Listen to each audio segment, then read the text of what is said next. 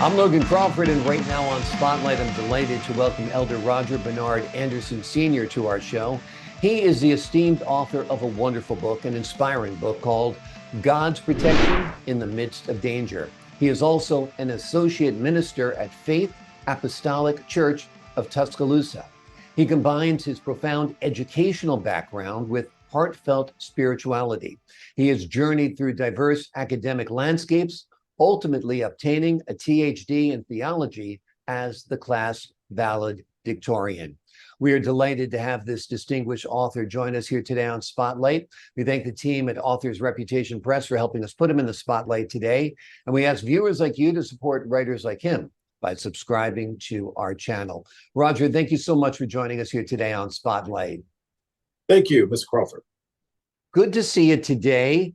Let's start out by giving the folks at home the big picture. Let's tell them about the book, God's Protection in the Midst of Danger. Okay, great deal. God's Protection in the Midst of Danger was a book that was actually laid upon my heart due to the fact where we were at the time.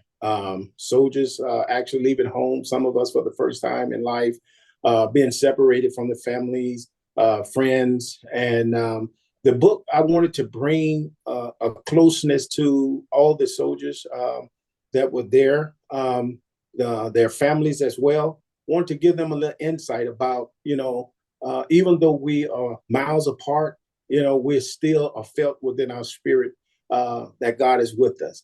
And so I wanted to bring that light to them so that they would know that, they're not alone. Absolutely. How has your own personal journey influenced the messages in your book?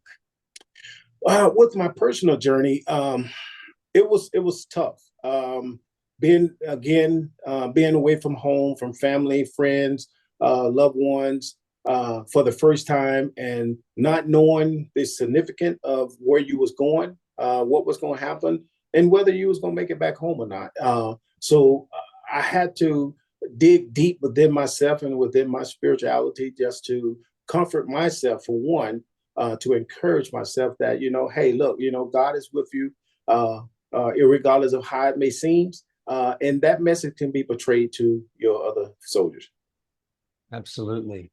How did your experiences at the University of West Alabama shape your thoughts and perspectives on spirituality and religion? Well, with the University of Alabama, I was actually there in the technology division. Didn't have a whole lot to do with the spirituality side. Although during that time, I was just beginning to start my ministry. And so there were some things that was taking place during that time. But most of it was actually during the latter years of my life with college terms. Absolutely. And you furthered your education at both Ashworth College and Liberty University, correct? Yes. And tell us a little bit about your studies there, sir. With Ashworth, I had a diverse background as far as technology, law enforcement, and it accumulated over into my spirituality side, where I went to Liberty University. Had a wonderful time with my studies at Liberty University. This is where most of my spirituality side began to form. And after finishing with my master's degree there at Liberty University, I went on to Gateway Global Bible College and received my ThD in theology. It was there that I gained a lot about my spirituality side, looking to see how God works with us, for us, and it just encouraged me to carry on. Absolutely. Tell me about writing your book. What was that like? Was that hard work? Was it very inspired? Did it just kind of pour out of you? It was kind of strange. It all began when we got mobilized to the country of Iraq. And while I was there, we was combined with some chaplains from Providence, Rhode Island. And when soldiers were killed, we did a memorial service for them, boots on ground. And during that time, it was laid upon my heart to start writing poems to the family of the fallen soldiers. And after writing those poems, one of the soldiers in my unit came to me and he said, "Hey, you ever thought about writing a book?" And I was like, "Well, not really. I Yeah. just wanted to kind of give some encouragement words to the family of the fallen soldiers." And he's like, "Well, you might want to think about it." And I was sitting there one day, and all of a sudden it came to me. He said, "Hey, look, put your writing on paper." And I was like, "Okay." And so that's when I started to doing a rough draft on a manuscript. And from that point, that's what led to the writing of the book. Wonderful, wonderful. Tell me a little bit about your experience in the military. When I first went to the military, I joined the military in 1989 as a food service specialist, worked in the kitchen. I was a cook. And I furthered my military education, became a military police. And during that time, I had the opportunity to serve um, in Panama for 2 tours in 91 and 95. Had a chance to go to Germany in 2002. Progressed through the ranks from actually what they call a buck private, and then you go to a PFC, private first class specialist, and then your sergeant, staff sergeant rank. So I was able to progress to a staff sergeant and was getting ready to enlist the rank of a sergeant first class, which is E7, before I got injured in Iraq. But during that time, my military career was grateful for me. It was a promising career. If I had to do it all over again, I would. I enjoyed it, made a lot of friends, met a lot of people, and seen a lot of places that otherwise I may not have seen if I hadn't been in the military. How many years did you spend? You were in the Army, I presume, right? Yes, Army Yeah. and Army National Guard. I did 16 and a half years. Wow, that's a long time. That's a whole other life for you then. Yeah, Yeah. yes. And it's kind of, for some people, it'd be a disparate life between being a theologian and being a soldier. But you've balanced the two very, very nicely, it seems, right? Yes, sir. I have. Yeah, yeah. Um, so when you left the military, what happened to you then? What was next for you? When I left the military, I came back home. I used to work with an automotive industry, a company called TNWA, which stands for Tire and Wheel Assemblies. We produce tire and wheels for pretty much all the automotive industry, Ford, Toyota, GMC, Cadillac, BMW, Mercedes, Hyundai. We pretty much kind of did it all. And then when the company closed that I was working for in 2007, I came home and worked at the Tuscaloosa VA Medical Center, where I'm employed now. And I came here and I worked here as a VA police officer, progressed to the engineering services and maintenance, and then left there. And now I am one of the VA staff chaplains. Okay, so you're still basically aligned with the military, which has been part of your career path right from the start since '89. Absolutely. Yes. But you also work with the Faith Apostolic Church. Tell us a Yeah. little bit about that and what your role is there and what your experience has been like there. Um, the experience at Faith Apostolic, it's been a great one. I'm one of the associate ministers there. And our progressions, we have Bible study on Tuesday night. We have Sunday school on Sunday morning, and we go into Sunday services. It's been wonderful. We are connected with an organization called PAW, which is Pentecostal Assemblies of the World, and we're worldwide. We have convention, we have councils, and we just attend to our faith the best of our ability and what God gives us to do. Wonderful, wonderful. And has that in your work with the church, has that influenced your writing at all? It did, because I wanted to get it out, not only just for the soldiers, but for the families, and also to encourage others, especially the young generation, that there is something that you can do, even when you feel that it's not. There is something that you can do. You just have to tap into your inner self and just lead on the guiding of God. Yeah. Are you working on any other books right now? I am currently not. I have one in mind. I have already set aside the topic for it, but I haven't started any manuscript writing on it yet. Gotcha, gotcha. Tell me a little bit about the influence of your parents, your late father. How have they influenced your spiritual journey? My father and I was real close. He worked out of town a lot, and once I was on my break from school, I would normally go out of town with him and work. But my biggest spiritual uplifting came from my mom. Of course, you know they say that the women's are the ones of the church. So my mom, she was very encouraging for us. She kept us in church. That was something that I grew up and it became a part of me. Um, and when I never forget when I left to go to Iraq, my mom actually told me that my dad said that he was not going to take another drink Hmm. until his son came home, which was encouraging to me. Yeah. And then my mother, she sent me a verse, actually from Psalms 91 in the book of Psalms, and that stuck with me the whole while that I was there. And I would never forget that when we had this event with COVID, when COVID first started, this was one of the highlights of a lot of spiritual based organization. They depend on Psalms 91. And what is Psalms 91 again? It talks about he that dwells in the secret place of the Most High shall abide under the shadows of the Almighty.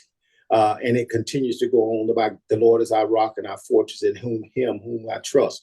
And it's just an encouraging Psalms to let you know that, okay, there are times when things happen that we don't understand. We may not can see it happening, but when we are covered by him, everything else is going to be okay. Yeah. It must have been a tough journey. I mean, 16 years in the military, some of that time spent in Iraq, which is perhaps the most unstable place on earth when you were there. Mm-hmm. What was that? That must have been frightening. I mean, you probably really did have to wrap yourself up in your faith and in your love of God and trust in Him, right? It was, Mr. Crawford. It was very demanding, very, very hot. We think that it's hot here, but it Yeah. was very, very hot there. And then one of the things that we had to contend with a lot there is that when we first got there, there was no bathrooms. We had to make believe showers by water jugs, and we had to, you know, and bear in mind for the people that are listening, I don't want to offend anybody, but there were times we had to put diesel fuel into half 55-gallon drums to burn off the waste from all the soldiers. Uh, it God. was it was it was it was just detrimental, but you know the Lord helped us through it. We were able to come back home, and we give Him all the glory for it. Yeah, that's an amazing journey. I mean, because we don't think about half of it. We don't think of what it's like to be in that heat, in a uniform, carrying gear, carrying a weapon, wearing a helmet, wearing boots. I mean, that's like, when it's 100 degrees in Tuscaloosa, you're in shorts and a tank top. Right. There you're dressed like you're ready for war, which of course you are. And you never know when you're going to come across an IED. You never know when that pickup truck is going to turn out to be a bunch of maniacs spraying gunfire. So there's so much uncertainty. Right. Yeah. Amazing. Amazing. But you would do it all over again if you had to. You'd go back and I serve. would. Yeah. I would do it all over again. Yeah. Yeah. Absolutely. Absolutely. Talk a little bit about what you hope people take away from your book, God's Protection in the Midst of Danger. What I would like for individuals to take away from this book is to realize that, yes, my loved ones were deployed. Yes, my loved ones were in harm's way. But even in that time, we thank God that, they was able to return home. Most of them that was still in great faith, great mind. But I want them most of all to take away from this that irregardless of the shortcoming, irregardless of what is happening around us, even though we don't have the constraints, we don't have the inner taking of everything that's going taking place, but we do have some control to believe within ourselves, that God is who He say He is. And I remember what stuck with me a whole lot was in Proverbs 3, 5, and 6, when the Lord spoke in His word and said that He trust in the Lord with all thy heart and lean not to thy own understanding. Acknowledge him in all thy ways, and he shall direct our path. And that's all we had to go on. You know, Right. it wasn't about us, but it was about him. And so we wanted him to direct our paths, even though we was in harm's way and we had no inclination of when or what going to happen. We just trusted him. Yeah, absolutely. Do you think your upbringing in Sawyerville helped shape your faith and your worldview? It did. It did. And I believe that one of the most impacts is that when we used to go to the prison camp every first Sunday of the month and minister to the inmates, I always feared inmate because I thought they was a bunch of monsters that, you know, created a lot of havoc, but actually getting to know them and seeing how they are taken care of, what they was being treated like, brought another perspective to me and how I felt about them. Yeah, absolutely, absolutely. So you were actually serving in a ministry with prisoners? Yes, Yeah, yes. We would our brotherhood from the church would go to the state cattle ranch, which is one of the minimum security prisons here in actually Hale County, which is not far from my hometown where I grew up. And we would go there every first Sunday of the month. and that was just a volunteer thing that you did to work with the church. Was that part of your work with Faith Apostolic? Yeah, well, actually, I was with another organization, but we were in the same organization though. It was a Did different church, but in the same organization. did the inmates seem appreciative of your efforts? Oh, they loved it. Yeah, They loved it, and actually, that's what my ministry started. My ministry started for me at the prison. amazing, amazing. Do you have your own ministry now? I don't have my own ministry at this time, you know, but we don't know what the Lord is going to do in the future. Yeah, yeah. What inspired you to you know, really pursue education as strongly as you have? I've always wanted to do more, and that drive to do more is what drove me to continue to do my studies. And a lot of people ask that question. It was like, "Well, you weren't satisfied with your first." I was like, "No, I'm not satisfied with that. That's because I want to make myself marketable." And Yeah, therefore, if something doesn't happen, you know, something else can pick up. And so that was my main purpose and my drive. absolutely. You know, God's protection in the midst of danger seems to have applications, of course, for more than just soldiers, because we live in a troubled world where, you know, there are shootings at the shopping mall, there's shootings at schools. We all kind of live in the midst of danger, just crossing the street.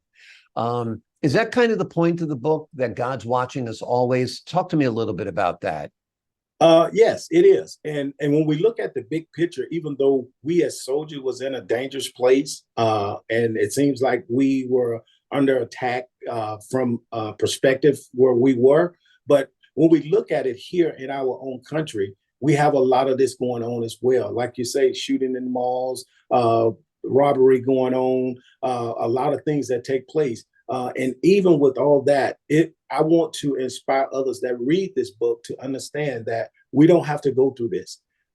If we would just turn all of our attention to Him, we don't have to go through it. We need to move from when Moses was talking to the Israelite. We need to move from fear to faith. And right now, we have a lot of fear. Everybody wants to handle things their way, and it's time out for that. It's time for us to move from that fear factor and move to faith. Do you think there's so much crime and so much mayhem and so much chaos in the world because people have forgotten their faith, have forgotten their religion, have turned their back on God? I believe so. I believe that the force that used to be there, the liking of attending a place of worship, the liking of helping one another is actually nonchalant now. Do you feel like mass media, whether it's movies, TV, film, TV news, whatever it is, tends to treat religion, faithful people, spirituality, God and Jesus almost as a joke? Almost, I Yeah. truly believe. Yeah. Yeah, Because you know, it really diminish there. What every chance it seems that TV producers or movie directors have to diminish religion, to, you know, criticize clergy, to make it seem like, you know, that's for the other people to believe. Right. And, I think they're really harming society, gravely, because faith and religion and spirituality are so important in having a civilized world.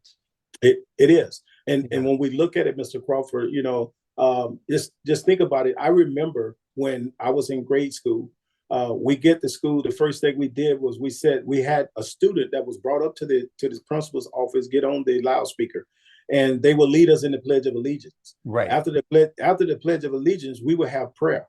Right. Now they have taken and removed that.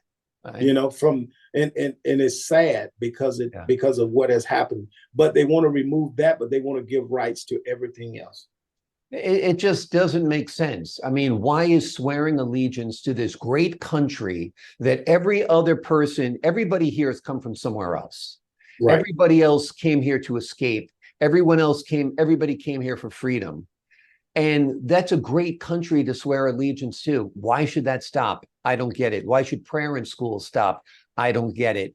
If you had more prayer in school, you'd probably have fewer shootings in school, because these gunmen are spending time doing this and playing games and killing people on their phone until they actually step into a classroom or step into a mall with a real gun and kill somebody. If they were taking the time to read books like yours, God's Protection in the Midst of Danger, then perhaps they wouldn't be on such an awful, awful path. Right. Yeah, absolutely. Absolutely. What's next for you? What do you think? What's next in your spiritual journey? What's next in your ministry? Well, with me, I just want to continue to reach out to help those that are in need, whether it's spiritual, whether it's natural, whatever it is that God has guided me to do. I am in the process. Again, like I say, I have a title for the next manuscript. And just when time permits, I sit down and I start, with the guidance of God to start putting that manuscript together. But in the meantime, we continue to have our council meeting. We continue to have our district meetings, and we don't know what's going to come out from that. If the Lord see fit of me having a ministry on my own, that would I pursue. But I want to be under His guidance. Absolutely. Absolutely. Well, you've written a wonderful book. It's called God's Protection in the Midst of Danger. It is written by Elder Roger Bernard Anderson Sr. It is a read that will inspire you, that will renew your faith, which will make you realize that you are protected by the Lord Jesus Christ. Elder, thank you so much for joining us here today on Spotlight. Yes, sir. Thank you, Mr. Crawford. Glad to be a part. I appreciate your time today and appreciate you talking with us. And to the folks at home, I'm Logan Crawford, thanking you for your time this time. Until next time on Spotlight.